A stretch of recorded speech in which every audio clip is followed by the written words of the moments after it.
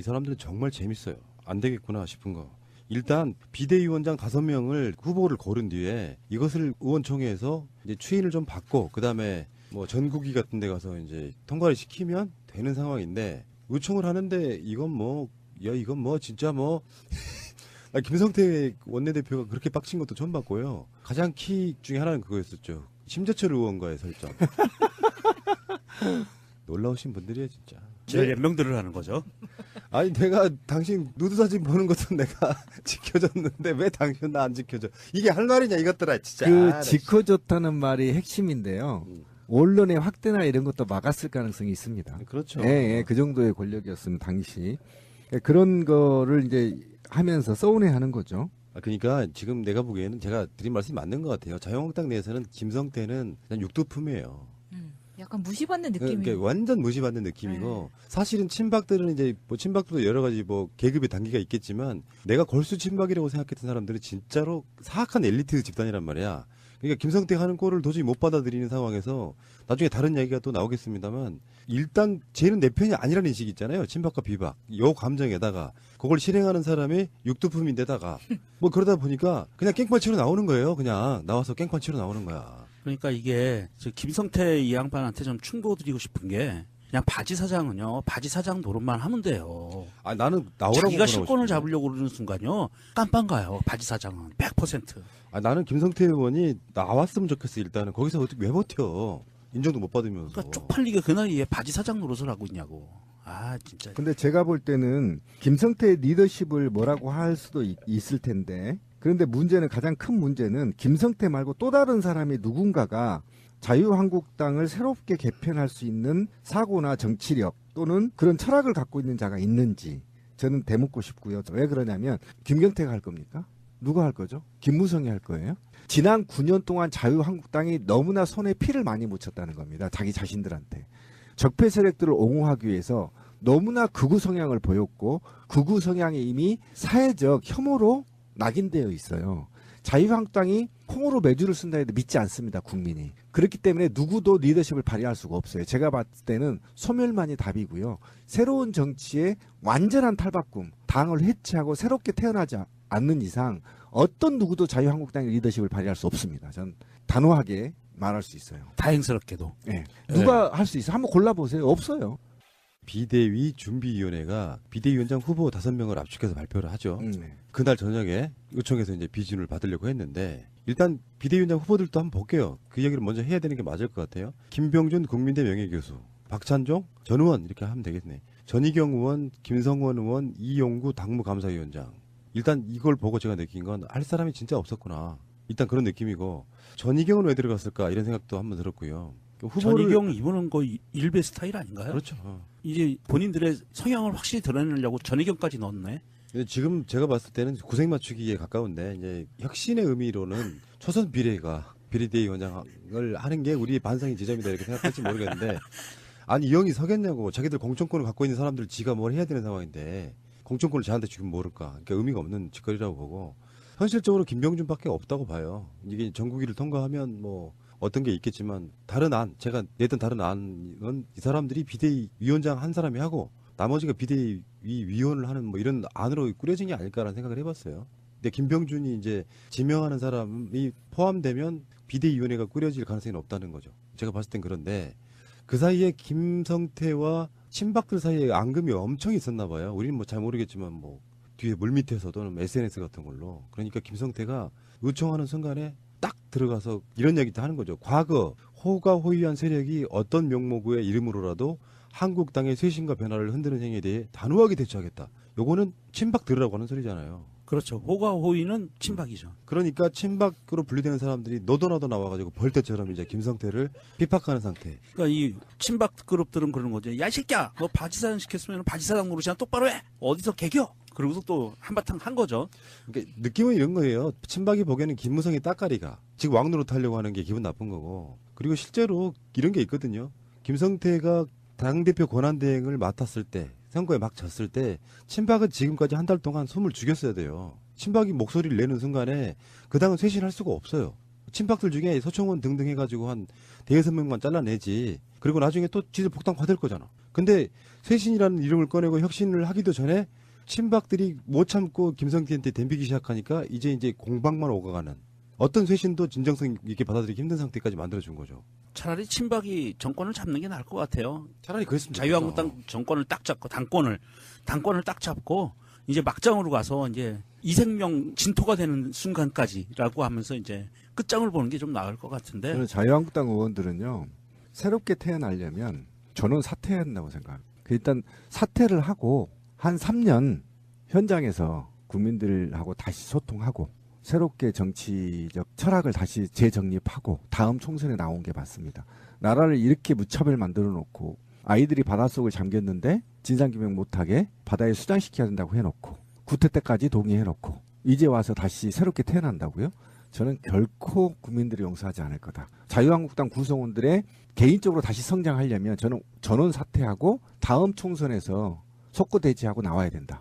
자유한국당이 주장창 주장해왔던 내각제, 개헌 이 시스템이었으면요, 대한민국이 내각제였으면요, 내각 총사퇴예요. 자유한국당이 집권하고 있던 시절에 그렇죠. 내각 총사퇴가 그냥 물러나야 되는 거였던 거예요. 그리고 총선을 다시 실시합니다. 원래 내각제는 그렇습니다.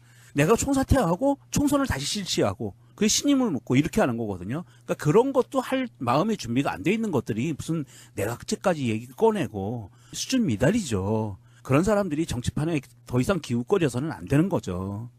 굉장히 흥분을 많이 한 모양이더라고요. 그러니까 자기한테 쏟아진 어떤 비난들, 나는 공식적으로 투표로 뽑힌 원내대표인데 지금 친박들이 계속 방해하고 있다 이런 느낌인데, 제일 코미디는 이거예요. 그 심재철 국회 부의장 지냈던 그 사람한테 한 말이 그거죠. 아까 말한 그 누드사진 말고도 국회 부의장 하면서 6억 특활비를 받았으면서도 의원들한테 밥 한 번 한다. 이 공적으로 할 말이에요. 이게. 아니 그게 아니 실제 그런 게 있는 거예요. 실제로 국회의원들이 이제 우리나라 고비용 저효율 정치잖아요. 근데 국회의원들한테 사실은 돈을 많이 주지만 그것이 국회의원들이 호가호위 하는데 쓸 수는 없어요. 왜냐하면 지역 관리나 이렇게 해야 되는 돈이 많이 들어갑니다. 실제로. 그런데 이렇게 특별하게 받는 돈이 있죠. 특활비 6억 이런 거 있잖아요. 이런 걸 받으면 좀 나눠 써야 돼요. 근데 심재철 혼자 썼다는 거. 아니 이거 진짜 웃을 일이 아니라니까. 이 바닥이 그런 거잖아요. 6억을 툭 받았어. 특활비를. 그러면 자기 당에서 당의 대표로 뽑힌 거잖아요. 부회장을. 그러면 여기서 어느 정도 한 2억은 착복하더라도 4억 정도는 당의 발전기금에 쓰고 밥도 좀 사주고 이래야 되는데 얼마나 마음에 한이 됐겠어요. 김성태 돈 없이 지역구 관리하는. 그러니까 김성태 의원이 이제 빡친 측면도 있고 뭐 보면은 뭐 거의 협박 수준이었나 봐요. 의총에서 이야기한 게 이런, 그러니까 그 김성태의 여러 가지 이야기들 아까 말한, 그러니까 완전히 자유한국당에서 지금 내분 일으킨 사람 내가 그만두지 않겠어 하면서 막 누드 사진, 뭐 특활비, 뭐 등등을 막 언급하면서 이제 계속 용납하지 않겠다. 그러니까 일종의 절대 권력처럼 지금 이야기하고 있어가지고 그 당시에 참석했던 국회의원들이 표현이 이런 거예요. 눈 뜨고는 못 볼 목불인견의 인성의 끝.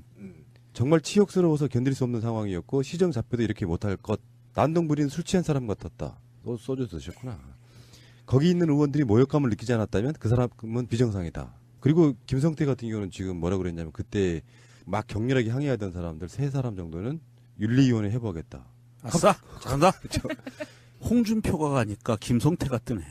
아니 근데 이런 측면이 있을 것 같아요. 그만큼 김성태를 흔들고 있다는 뜻일 거기도 하고, 지금 제가 그 말씀드린 반응이라고 하는 건 대부분 친박들이겠죠. 모욕감 들 정도. 근데 문제는 친박이 아닌 그 김성태의 동지들, 복당파, 이 사람들 입장에서도 좀 너무 심했다 이런 얘기가 나오는 걸 정도 보니까 자기 당 의원들 눈높이는 전혀 맞추지 못한 상태에서 개혁과 쇄신, 혁신을 강조하려다 보니까 굉장히 오버한 게 아닌가 싶긴 해요.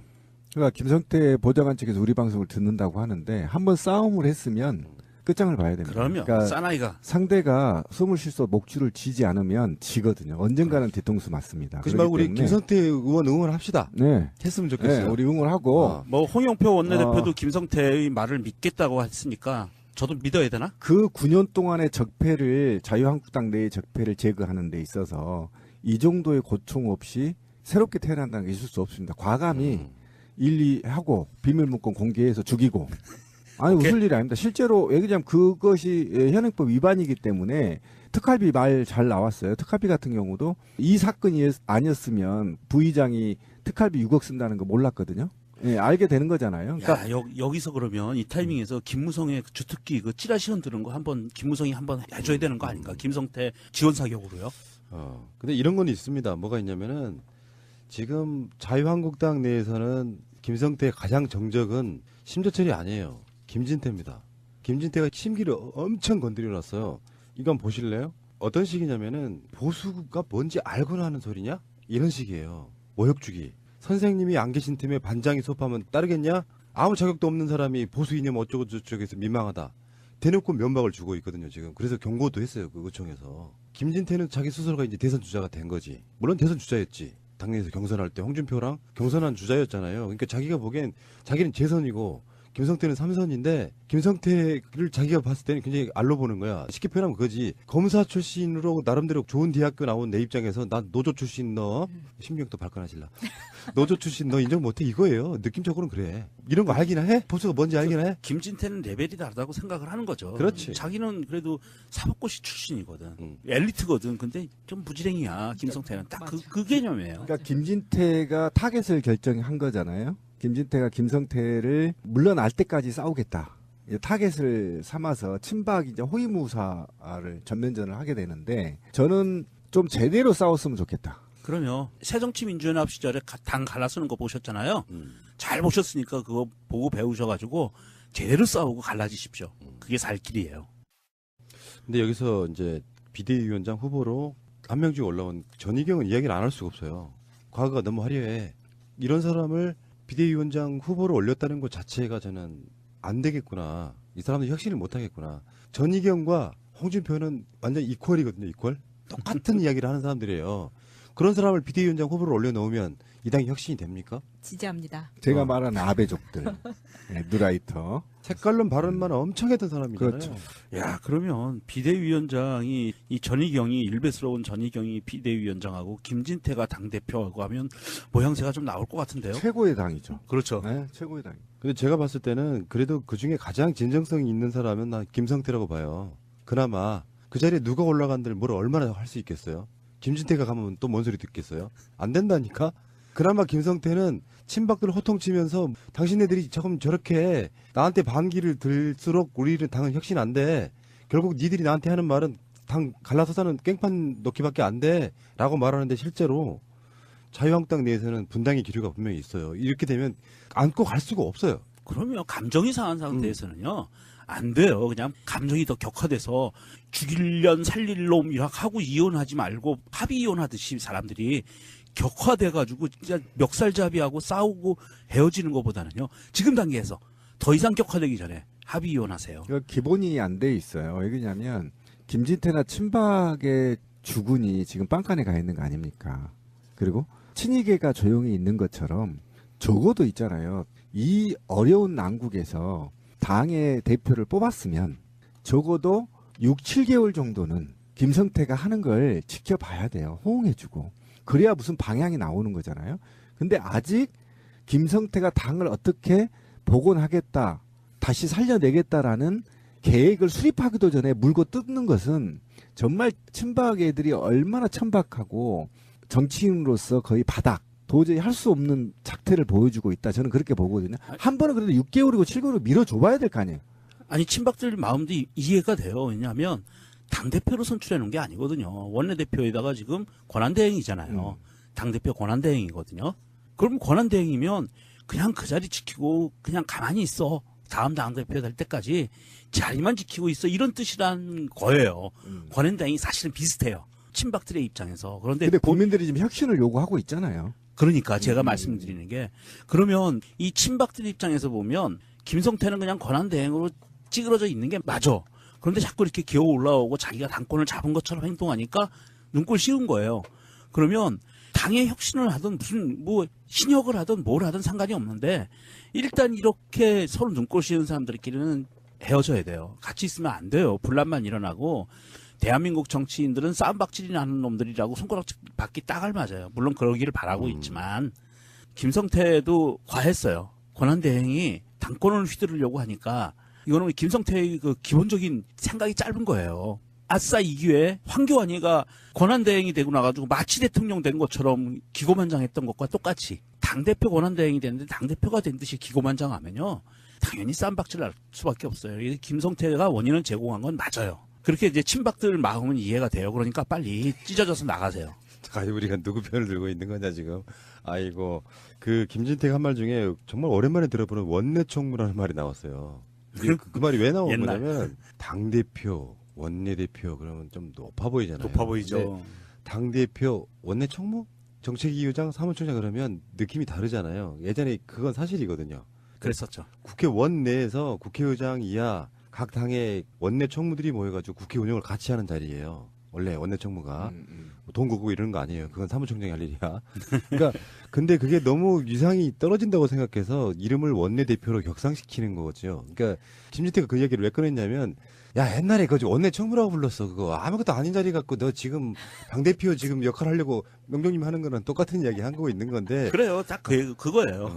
근데 꼴 보기 싫어서 그렇게 하는 건데 어쨌건 정말 이 당은 정말 답답하다. 내가 정말 가지고 싶다라는 생각이 들어요. 원만하게 해결할 수 있는데. 원만하게 다 잘라버려. 아니 그러니까 그게 아니라 국민께 하는 행위 이건 태도고 실제로 당을 일사불란하게 움직이면서 정말 잘못했다는 느낌을 줘야 되는데 상대의 파벌을 끌어안지를 못하니까 사실은 좀 뒤에서 군소리 뒷담화가 나올 수 있단 말이에요. 이걸 참아야 돼 리더는. 그리고 나서 잠잠해지게 만든 다음에 일사불란하다는 게 뭐냐면 다 똑같이 공감한다는 뜻이거든. 혁신에. 그러면 좀 불편한 얘기가 나와도 참게끔 만들어주는 정치력이 필요해. 근데 거기까지 못 가. 그러니까 이 의원총회를 하나를 열면 거기서 계속해서 이상한 말이 나와서 혈압 올리고 이제 죽일놈 살릴놈 하다가 됐어 니들 3명 윤리위원회 해보 끝. 이렇게 하면 정치력이 아니지 그건 사실은. 푸나님이 가서 지금 만약에 푸나님 의견대로 그렇게 머리 역할을 하는 사람이 다 의견 수렴하고 밑에 쓴소리라도 다 입 다물고 받아주고 이게 누구였는지 아세요? 문재인 대표였어요.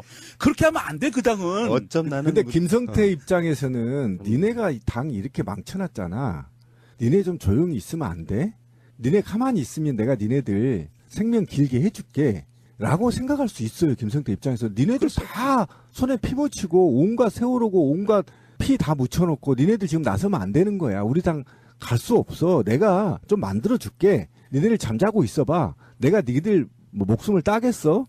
라는 거나 마찬가지란 말이에요. 그러니까 예, 예. 김성태한테 한번 권한을 주고 어떻게 한번 회생시키는지를 좀 보다가 정 안 되다 싶으면 그때 딴지를 걸면 되죠. 아직 로드맵도 안 내놨는데 딴지 걸면 어떡해요. 저번에 목을 치겠다 이런 게 복당파들 모임에서 나오는 바람에 감정이 격화됐는데 그렇죠. 예. 김진태가 문제예요. 김진태가 깐족거리면서 계속 약을 올리고 있거든요. 김진태는 이쪽에 대할 때도 쥐어 패고 싶게끔 하는 그런 스타일이잖아요. 김성태 입장에서는 정말 꼴보기 싫을 거예요. 김진태가. 그러니까 김진태가 박사모 집회도 나가고 발언하고 한 거 보면 정말 인간 이하인 것이고요. 국회의원으로 살 수 없는 것들을 많이 했거든요. 그리고 국회에 하면서 무엇을 했는지 난 대묻고 싶어요. 김진태 친박들이. 누나 박수치고 누나하고 한번 보려고 그 짓 이외에 누나 보호하려고 그 짓 위에 뭘 했는지. 그리고 그 세월호부터 온갖 촛불 혁명 전국에서 2천만에 가까운 촛불 시민들의 가슴에 못을 박은 게 누구였는지 전 곰곰이 생각해야 된다 생각. 이름도 비슷하신 두 분. 김성태, 김진태. 지금 김성태 의원은 자기가 가운데 자처럼 성골이라고 생각하고요. 육두품이신데 김진태 의원은 자기가 진골이라고 생각하고 뭐 이런 것 때문에 그런 거예요. 그러네요.